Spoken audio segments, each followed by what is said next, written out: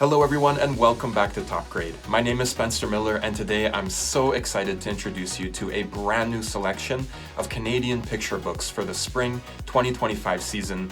I've got so many great books to talk about today, so let's get started.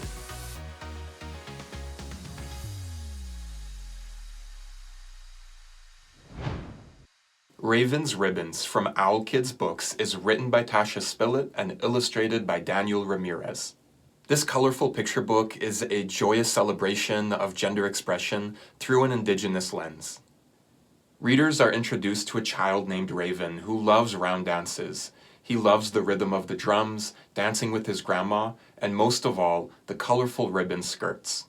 When Raven asks for a ribbon skirt of his own, Grandma sews late into the night, even though she's never seen a boy wear a ribbon skirt before. At the next dance, Raven wears the swirl of unique ribbons with pride. Young readers will be drawn to the enchanting colors seen all throughout the illustrations. This is a beautiful intergenerational story that teaches the importance of respecting tradition while leaving room for creativity, self-expression, and reinvention.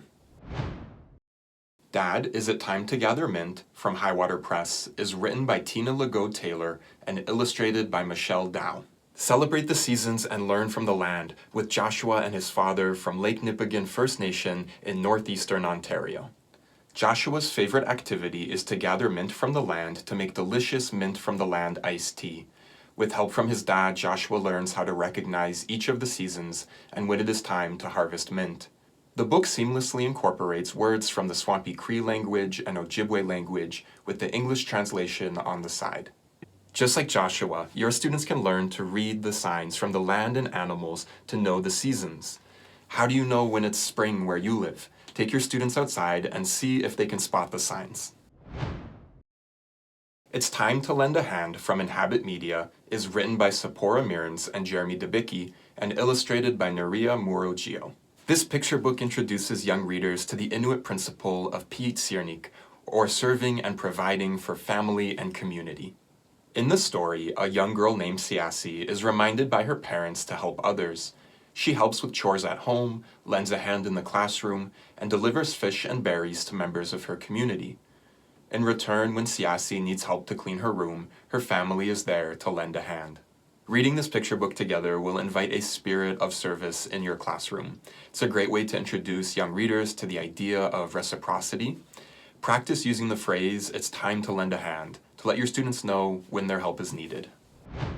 Huxley's Island Adventure from Heritage House Publishing is written by Hallie Healy and illustrated by Kimiko Fraser. This is an immersive exploration of the natural environment of Vancouver Island as seen through the eyes of one very adventurous cat. While on a camping trip, Huxley is separated from his human companion Robin. To make it home, he must cross an entire island, passing by lakes, rivers, forests, and more on his way back to the city. On the way, he encounters plants and animals he has never seen before. Symbols in the text correspond to entries in the Flora and Fauna Information Guide in the back of the book. These long landscape illustrations really show off the beauty of Vancouver Island.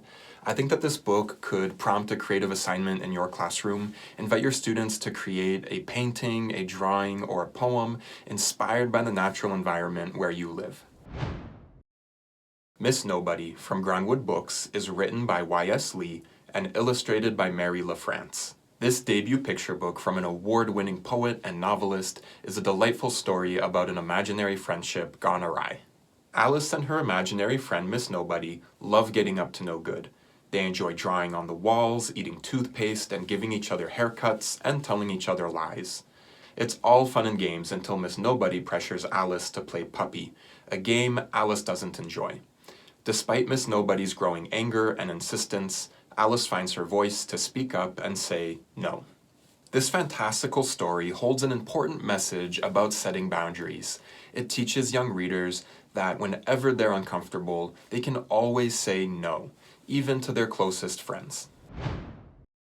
Our Ancestors' Kitchen from Anik Press is written by Willie Pohl and illustrated by Shaikara David. This poetic picture book with an Indigenous lens is a celebration of harvesting, preparing, and sharing food with our families.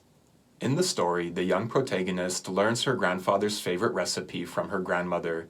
As the ingredients are prepared, readers are transported back to instances of gathering, hunting, and harvesting foods throughout the seasons. This book can help students to better understand and appreciate where their food comes from.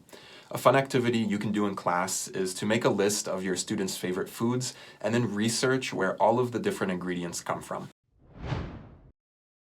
If You Were Here from Greystone Kids is written by Kathy Stinson and illustrated by Maya McKibben. This ode to nature and mindfulness also explores the complex feelings that form around missing a loved one. Gorgeous illustrations capture the beauty of nature as a child sets out to explore. Yet someone important is missing, someone the child wishes could be there on their adventure. The story leaves room for different interpretations of who is missing. It could be a friend, a family member, a teacher, a community member. As you read, ask your students who they think is missing, and you might be surprised by their different answers. A Stronger Home from Orca Book Publishers is written by Katrina Chen and Elaine Su, and illustrated by Delphi Cote-Lacroix. This picture book addresses the difficult topic of family violence, a topic that's often shied away from or hidden in schools, and it does so in an age-appropriate and sensitive way. The story follows a boy and his mother as they leave the storm inside their home to find other safe places to stay.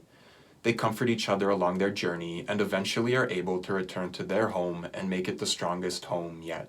Inspired by the author's own experiences as a survivor of gender-based violence, this picture book invites students into a safe space to ask questions and to talk about preventing family violence. And those are all of our books for today. On behalf of the Association of Canadian Publishers, thank you so much for watching. We love hearing from you. We hope that you'll leave a comment on this video and tell us about what picture books you're excited to share in your classroom. We also want to give a big thank you to Ontario Creates for their continued support of the Top Grade program.